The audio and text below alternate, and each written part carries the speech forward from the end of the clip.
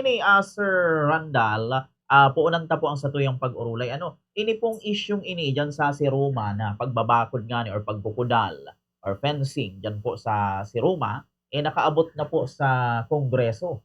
Tinalakay nga ni Congressman Arnie, tapos nag-ano pa si Representative De Lima. Ano man sir ang reaksyon ta digdi sir? Ano po, ning maugmaon po kami tapos matabaon po ang puso mi. Naaraman mi po, may mga nagtatarabang sa muya po para magkusog po ang boses mi. Pati ang buot mi po sa laban pong ini. Iyo po. Oo. Alright. Ano na pala sir ang update digdi sir sa ano sa pagkukudal na ini diyan sa San Ramon? Igwa na ba sir development? Aram ta na ba kung si isay ang mga yaon sa likod kang pagbabakod na ini, sir? Iyo baga po, katong last interview baga po kay Gov. El Rey, siya mismo baga po nagsabi na sa inda ang Wanderlust, tapos sinda man kayo nagpapakudal. Oo, allegedly. Oo, sa garo inamin niya po. Oo, so, yan po. Kang madangog din ito, Sir Randall, ano ang sa indong naging reaksyon or ano ang sa indong parang naisip na magiging lakdang dahil digdi, sir? Iyo po, actually po, katong nadangog mi po, si Mrs. Hupo, baga kaya, abogado, kang naaraman niya po, sabi niya, "Hay, salamat, pinadali ninda ang trabaho ko."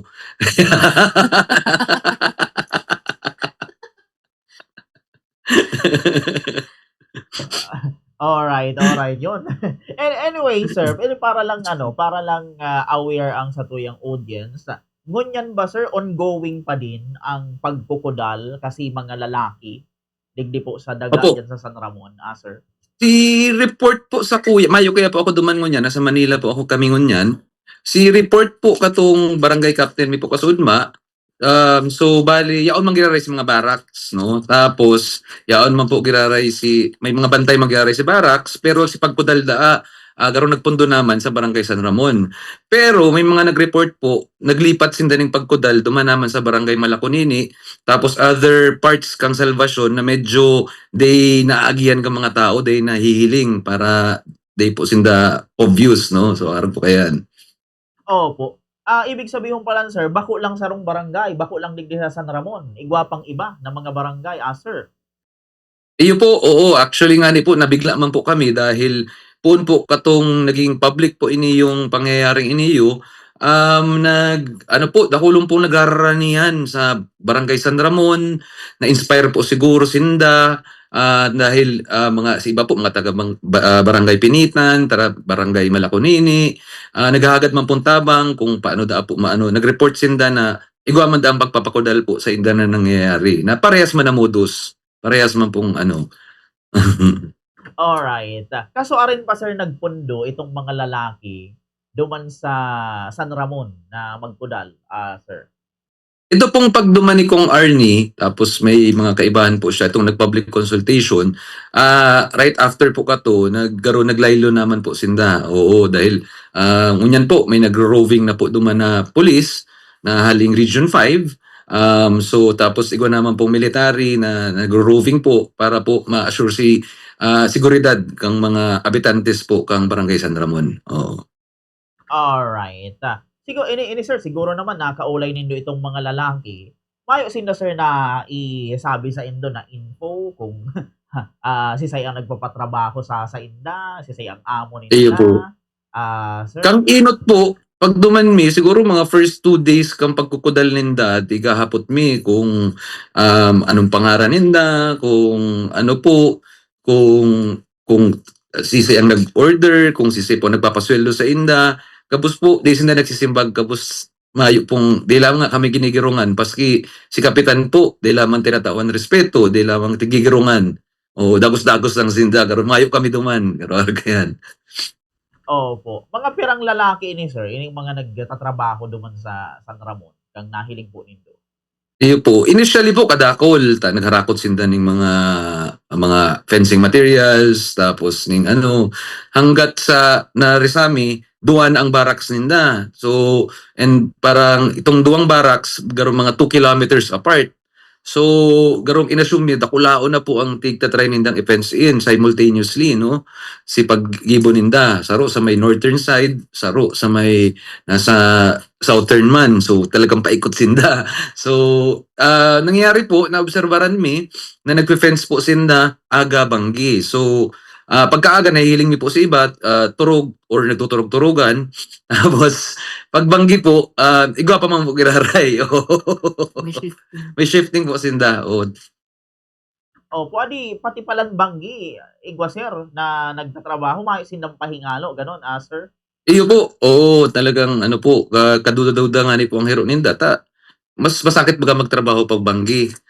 Yung liwanag. Pero, iyo, mas banggi sila nagtatrabaho. Alright. Sa tansya mo, sir, gura no nakalawak ining nakukudalan. Kang mga Iyo po, lalaking ini, sir.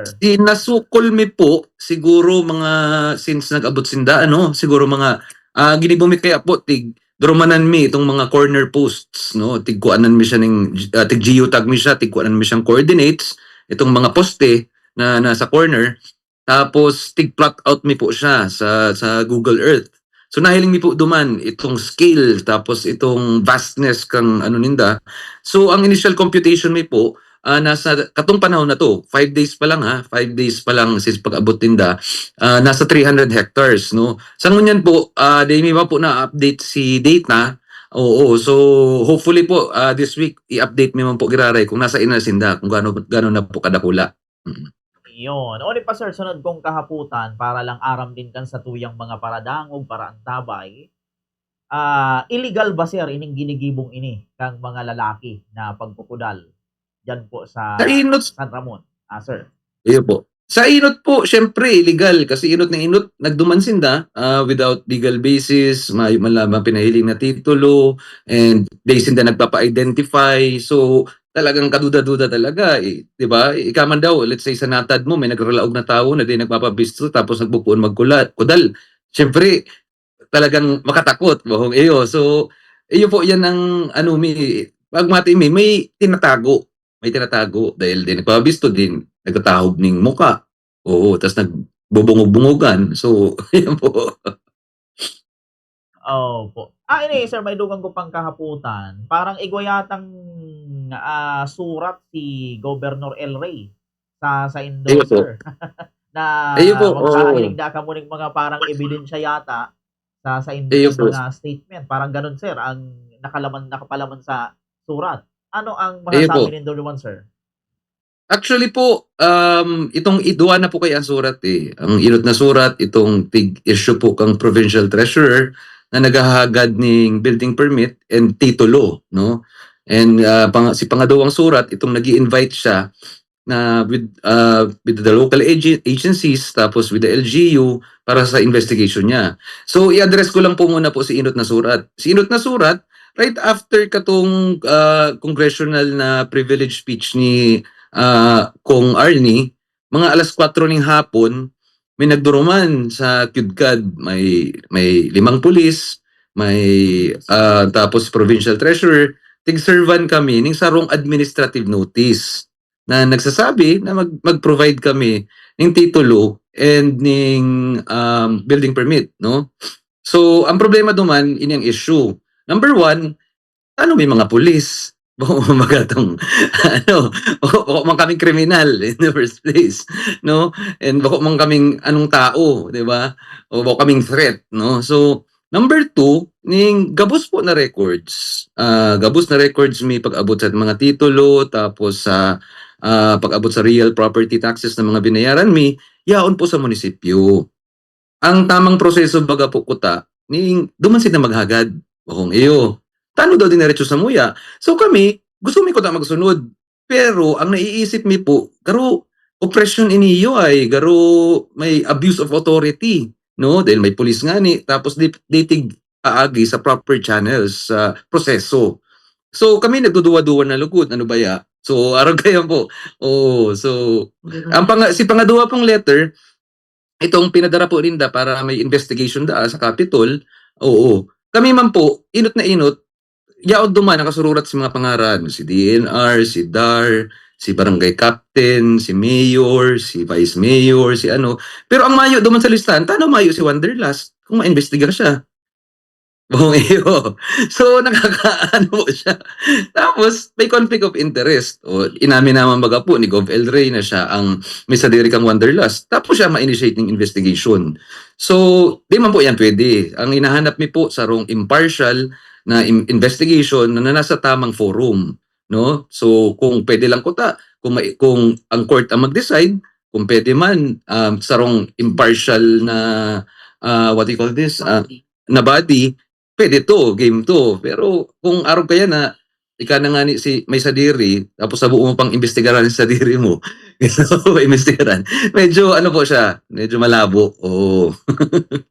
Opo. So kung na-receive nindo sir, si surat, ano ang mga napagdesisyonan nindo sir na gigibuhon? Ano ang parang Sa ngunyan reply po, nindo, sir? iyo po, sa ngunyan po, tig-iisipan mi pa. So, definitely, padara po kaming reply na letter, na nagsasabi ano po, nagduduwa-duwa kami, araw-araw kayan, just to, for respeto man syempre, governor man magagilaray po siya. So, iyo po to, ano mi lang po sa intent mi. So, yan, mapadara po kami letter. Oo. Opo. Bako man makulong sir ang buot nindo sir sa surat ni Gov, Sir Randa. Di man po, arami man po kung ang lugar mi na kung nasa tama kami o sala. So, okay man po, confident man po kami sa ginigibo mi. Yan. Anyway, ganyan sir, ano na po ang mga lakdang na ginigibo kang LGU dyan po si Roma? And kamo po, So, para ma-fix ining problemang ini sir. iyo po. Ang pagkaaram ko po, so tigahalak na lang po itong cease and desist order na hali kay Mayor. May proseso po kay baga siya hanggang tulong sir, ang pag-aaram ko po hanggang tulong pag-serve kang municipal engineer, no. So I guess paabot naman po siguro to hopefully this week para talaga pong mapapundo na po temporarily siguro iniyo pong pagkodal na iniyo. Oo. Opo. Ini sir, mga remaining question na lang. Duro ano ba sir, kadakula ang epekto kani ining pagkukudal na niya sa tuya pong pagbuhay-buhay, especially si Iyo mga po. residente dyan sir sa San Ramon. Sir Iyo po. Randa. Ang barangay San Ramon po kaya sa Rosyang Coastal Community na salit-salit lang talaga pero sobrang remote pero magayuno na maray. Kami po nabuhay duman na tranquilo ning pirang taon, even itong mga residente man po, mga habitantes, tranquilo po ang pagbuhay-buhay na mayong conflict, mayo pong until na may nag-abot pong araw kaniyo, nabulabog po kami gabos garotong natakot, no? Oo, so kakaiba po siya, garong possibly pwede siyang magtauning trauma sa mga tao, tapos sa kuya man po, sa muya man, sa pamilya mi. So, arag po kayan. So, medyo po siya, madakulang epekto po. Oo. Yan. Anyway sir, ito bago kita sir matapos, siguro ano na lang sir ang pagirumdum ta, paalala, mensahe sa mga parahinan yung Iyo po. pananalan, sa mga kinauukulan para ma-fix ining problema po Iyo ini po. sa Sa ilim- Roma. iyo po. Sir. Ang Sige po, tao ko po. Iyo po. Duman po sa mga kinaukulan or yung mga involved na parties, sana po iagita po sa tamang proseso. Iyo po. So, iyan po. Pangalawa po, sa mga habitantes po, sa mga apektadong mga tao, ini po nangyayari ngunyan dahil kita gabos nagkasararo na di po kita natakot, tapos ning pinaglaban ta po ang karapatan ta. And dahil dakol po nagsusuporta sa tuya, arog po ni Kong Arnie, ni Mayor Karen, ni Kapitan Babel. So, ini po, idagusta po, di kita magpadara sa takot, idagusta lang po ining laban na niyo para po sa sadiri tambalan tapos para sa mga puturo, ka mga akit na po.